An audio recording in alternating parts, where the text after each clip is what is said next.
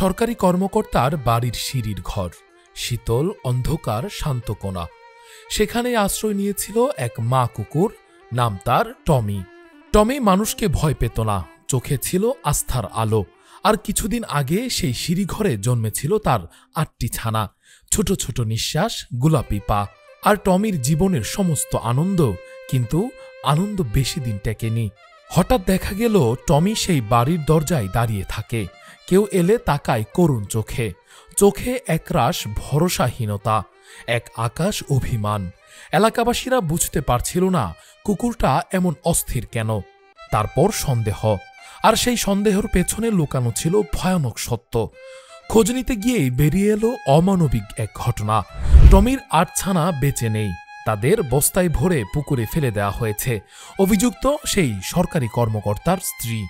সংবাদ ছড়িয়ে পড়তেই মানুষ স্তব্ধ, সোশ্যাল মিডিয়ায় সমালোচনার ঝড়।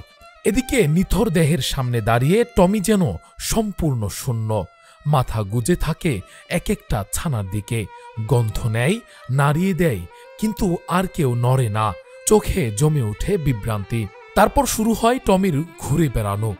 কোথাও সে স্থির নয়, ছুটছে মানুষের দরজায় দরজায়, কখনো ছানাদের হত্যাকারীর বাড়ির সামনে, আবার কখনো উপজেলা নির্বাহী কর্মকর্তার অফিসের দরজায়। চোখ তুলে তাকায় মানুষের দিকে, মনে হয় কেউ কি তার দুঃখ বুঝবে, কেউ কি বিচার নেবে।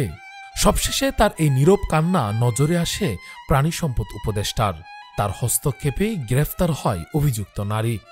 জানতে চাইলে সেই নারী বলেন, ছানাগুলো বিরক্ত করত, তাই বস্তায় ভরে পুকুর পাড়ে রেখে এসেছিলাম। তার দাবি ছানাগুলো কিভাবে পানিতে পড়ে মরে গেছে জানি না।